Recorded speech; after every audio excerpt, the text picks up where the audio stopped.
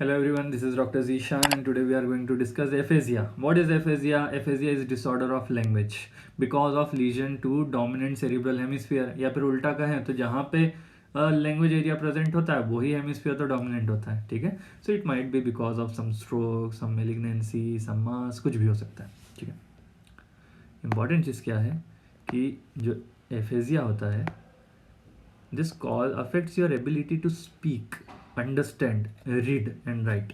मतलब कि कोई सा भी डोमेन जा सकता है आपका लैंग्वेज का. आगे हम बात करते हैं, एक बार लैंग्वेज के कनेक्शन समझते हैं, जो स्पीच के पाथवेज के कनेक्शन से उसको समझने की कोशिश करते हैं. सबसे आगे की तरफ फ्रंटल लोब में नीचे की तरफ जो एरिया होता है उसे अपन बोलते हैं ब्रोकाज एरिया. ब से ब्रोकाज, ब से बोलना, तो ये बोलने के लिए रिस्पॉन्सिबल होता है. ठीक है, ये हो गया आपका टेम्पोरल लोब. टेम्पोरल लोब में ये हो गया आपका सुपीरियर टेम्पोरल गायरस, उसमें पीछे की तरफ सिचुएटेड होता है यहाँ पे वर्निकेस एरिया. डब्ल्यू से वर्निकेस, डब्ल्यू से वाइस, यानी कि ये समझदार होता है, कॉम्प्रिहेंशन के लिए रिस्पॉन्सिबल होता है. Okay, area. यहाँ पे कोई प्राइमरी विजुअल कॉर्टेक्स होता है, जो देखा जाता है उसकी इन्फॉर्मेशन सी वर्निकेस एरिया को समझने के लिए भेजता है. यहाँ पे आपका ऑडिटरी एरिया होता है, जो सुना जाता है उसको समझने के लिए ये फिर अगेन इन्फॉर्मेशन वर्निकेस एरिया के पास भेजता है. तो this is a basic simplified connections. इसको और सिंप्लीफाइड करने के लिए अपन नीचे कोशिश करते हैं. ये वाला देखिए डायग्राम. यहाँ पे कोई भी ऑडिटरी इनपुट आया, हमने कुछ बात सुनी तो हमने वर्निकेस एरिया के पास भेजी. कोई विजुअल इनपुट आया, कुछ हमने देखा, हमने वर्निकेस एरिया के पास भेजा. दोनों कैसे जाते हैं? Via the association area. जो ऑडिटरी गया वो ऑडिटरी एसोसिएशन एरिया के थ्रू गया, जो विजुअल इनपुट्स गए वो विजुअल एसोसिएशन एरिया के थ्रू गए, वो गए वर्निकेस एरिया के पास. वर्निकेस एरिया का क्या काम है? कॉम्प्रिहेंशन, समझना. ठीक है, अब देखिए बेसिक चार चीज़ें होती है लैंग्वेज के, चार major component. This are naming, repetition, comprehension and fluency. इसमें से जो कॉम्प्रिहेंशन वाला पार्ट होता है ना, this is solely responsible via Wernicke's area. जो ब्रोकाज एरिया होता है इसका काम होता है बोलना, समझना समझना कुछ नहीं, बस बोलते जाना बोलते जाना. That is responsible for fluency. तो अगर ब्रोकाज एरिया अच्छा काम कर रहा है तो बढ़िया फ्लुएंटली बोलोगे, ब्रोकाज एरिया वीक है तो फ्लुएंसी कमजोर हो जाएगी. ब्रोकाज एरिया और वर्निकेस एरिया ने बचे हुए दो जो डोमेन्स हैं उनको आपस में बांट लिए थे, अपन दोनों साथ मिलकर करेंगे. जैसे रिपीटेशन के लिए दोनों रिस्पॉन्सिबल है, नेमिंग के लिए दोनों रिस्पॉन्सिबल है. फ्लुएंसी का मतलब होता है फ्लुएंटली बोलना, कितनी जल्दी जल्दी बोल पा रहा है. अगर किसी को कोई फ्लुएंसी में दिक्कत है तो वो अटक अटक के बोलेगा, है ना, स्टेटरिंग होगी उसके. यहाँ पे अगर ब्रोकाज एरिया और वर्निकेस एरिया का रिपीटेशन की बात करते हैं तो रिपीटेशन, अगर पेशेंट को मैं कोई एक वर्ड दूं या कोई फ्रेज दूं और उसको बोलूं इसको रिपीट कर, तो अगर वो रिपीट कर पा रहा है इसका मतलब है कि उसका यह रिपीटेशन इंटैक्ट है. नेमिंग का मतलब होता है कोई चीज़ उसको दिखाऊं और उससे पूछूं इसका नाम क्या है, अगर वो बता पा रहा है तो that is naming. And comprehension यानी बोली गई बातों को समझना और उस कमांड्स को फॉलो करना. ओके, तो ये बेसिक नेटवर्क हो गया अपना. अब हम यहाँ पे देखते हैं, इसमें पहला होता है वर्निकेस एफेसिया. वर्निकेस एफेसिया का मतलब क्या होता है? वर्निकेस एरिया में लीजन है. वर्निकेस एरिया में लीजन हो गया तो कॉम्प्रिहेंशन हो जाएगा लॉस्ट. ठीक है, Wernicke's area is responsible for repetition also, so it will also be impaired. Wernicke's area is also responsible for naming, so it will also be lost. Only the one thing, Broca's area is working normally. So Broca's area का काम है fluency, तो fluently बोलेगा, लेकिन बोलेगा क्या? कुछ भी बोलेगा, कोई समझदार बात थोड़ी करेगा.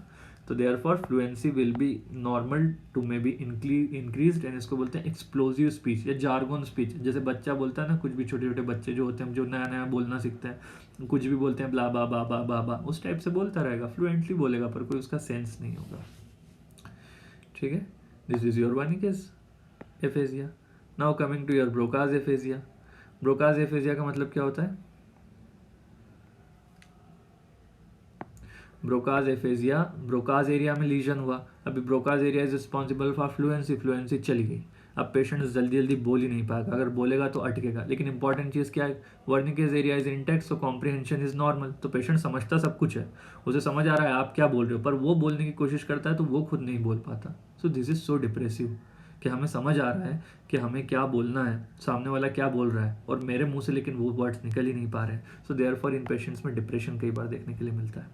Again repetition and naming will be affected because हमारा ब्रोकाज एरिया चला गया. Comprehension is normal, Wernicke's area is normal. तो वर्निकेस एरिया यहाँ पे एक स्केप ढूंढ लेता है. वो बोलता है यार ऐसे तो ब्रोकास तो नहीं बोल पा रहा है, लेकिन अगर गाना गा के बोलने का बोलूँ तो क्या बोल पाएगा? तो ब्रोकास बोलता है हाँ फिर मैं बोल पाऊंगा. तो this is known as melodic speech. Telegraphic speech भी इसको बोलते हैं। एक मूवी थी जग्गा जासूस, उसमें रणबीर कपूर के साथ ऐसे ही था, नॉर्मली बोलने में तो अटकता था, पर जब गाना गा रहा था मेलोडिक के साथ बोलता था तो बढ़िया बोलता था, ठीक है। So this is your Broca's aphasia. Now coming to your conduction aphasia. Conduction aphasia क्या होता है बेटा? कंडक्शन या आर्कुएट फाइबर्स जो होते हैं ना, these are connecting the Wernicke's area with the Broca's area। अगर यहाँ पे कोई लीजन हो जाता है तो this is known as the conduction aphasia. अभी अगर यहाँ पे लीजन होगा तो क्या होगा? Wernicke's एरिया की वजह से कॉम्प्रिहेंशन नॉर्मल होगा, ब्रोकाज एरिया इंटेक्ट है तो फ्लुएंसी नॉर्मल होगी, पर दोनों के बीच का कोई कनेक्शन नहीं होगा तो repetition and naming will be affected. आओ देखते हैं। सो this is your conduction aphasia. Conduction aphasia में हमारा fluency is normal, comprehension is normal, but repetition and naming is affected, ठीक।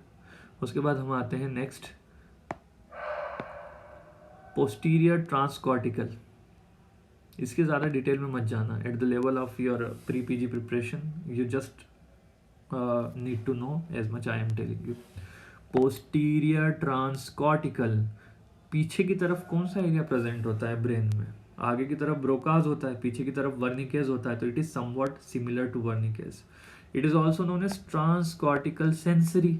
सेंसरी एरिया कौन सा है? वर्निकेज है ना, जो समझने का काम कर रहा है, जो बोलने का मोटर काम कर रहा है, वो तो ब्रोकाज होता है। तो बेसिकली पोस्टीरियर ट्रांसकॉर्टिकल या transcortical sensory is same to same as Wernicke's aphasia. Then what is difference? फर्क क्या है? फर्क ये है कि इसमें इतना सारा आर आ रहा है ना, पोस्टीरियर ट्रांसकॉर्टिकल या transcortical sensory, everything are. So they are having मतलब स्ट्रेस दे रहे हैं इस चीज़ पे कि are for repetition should be intact sir. तो उसको बोला चलो ठीक है, तुम्हें वर्निकेज एफेजिया जैसा रहना है, हम तुम्हें कर देंगे कि भाई comprehension is lost, the fluency is intact, the naming is impaired, but again they said sir repetition please repetition को इंटैक्ट रखना। तो हमने बोला चलो ठीक है, रिपीटेशन विल बी इंटैक्ट। फिर दूसरा आ गया anterior transcortical which is also known as transcortical motor.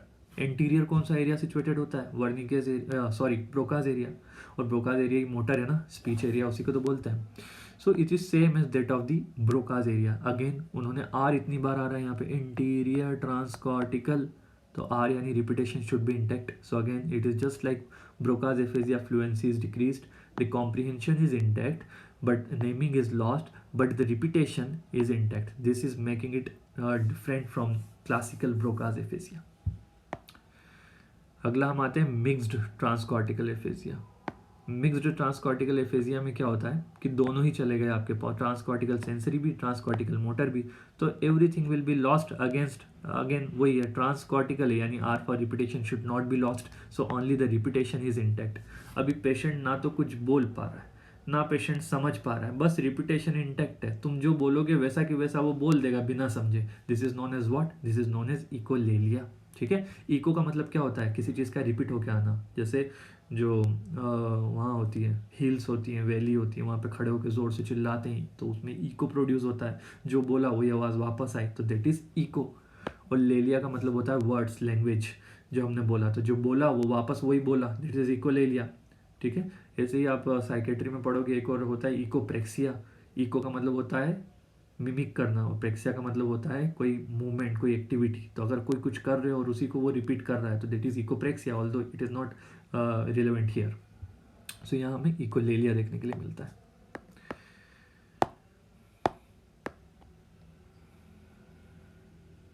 आगे अपन बात करते हैं, there is pure word deafness. Pure word deafness का मतलब क्या होता है?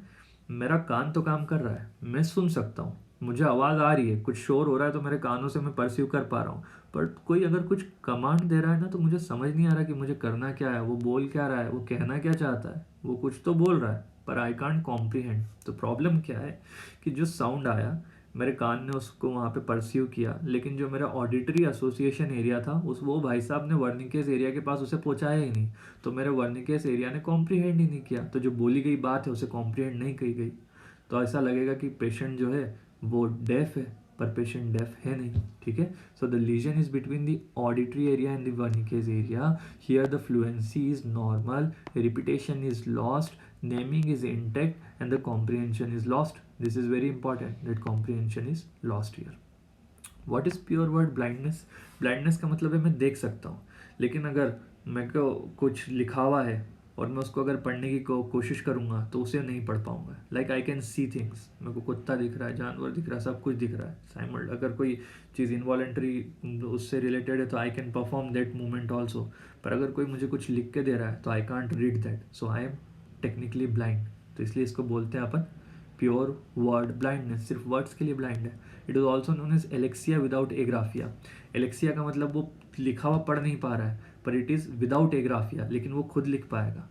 ठीक है. So this is why, because जो देखा, जो मैंने वर्ड्स देखे, जो सेंटेंस देखा, वो मेरे रेटिना ने परस्यू किया. उसने वहाँ पे इन्फॉर्मेशन मेरी प्राइमरी विजुअल कॉर्टेक्स के पास भी भेजी, पर वो विजुअल एसोसिएशन एरिया ने वर्निकेस एरिया के पास ही इन्फॉर्मेशन नहीं भेजी. वर्निकेस एरिया ने कॉम्प्रीहेंड ही नहीं किया, तो देखा हुआ होके भी मैं उसे देख नहीं पा रहा हूँ. So this is what. So fluency is normal, repetition is normal, naming is intact, but the problem is that comprehension is lost. Okay, so he can't read. You just behave like a blind, but only for the words. So it is known as pure word blindness. Last but not the least, very important and most common, anomic aphasia. It is also known as simple aphasia. It is most common aphasia. It is because of lesion to the angular gyrus. इसको याद रखना है आपको. A से anomic, A यानी कि most common because it is first alphabet. Then it is because of angular gyrus involvement, and it is seen mostly in the Alzheimer's patient. Initial phase of Alzheimer में देखने के लिए मिलता है. इसमें क्या होता है, पेशेंट की फ्लुएंसी बढ़िया है क्योंकि ब्रोकाज एरिया इंटैक्ट है. Repetition is also normal. Comprehension Wernicke's अच्छा है, वो भी बिल्कुल नॉर्मल है. The only thing is that, नाम से समझ आ रहा है, anomic, only the naming is lost. Patient को कई चीज़ें होती हैं, उसको परस्यू करने में दिक्कत होती है, नाम बताने में दिक्कत होती है, याद नहीं आ रहा, अरे उसे क्या बोलते हैं, वो हाँ, सबको याद आ रहा होगा. कौन सी मूवी में देखा था हमने, दिस वन, रेडी मूवी में, है ना. वो क्या है जो गोल होता है, वो क्या है जिससे ऑफिस जाते हैं. So this kind of things के जो वर्ड्स होते हैं, जो चीज़ें होती है, जो नाउन्स होते हैं, उनके नाम याद आने में दिक्कत होती है. This is known as anomic aphasia. So this was all about your aphasia.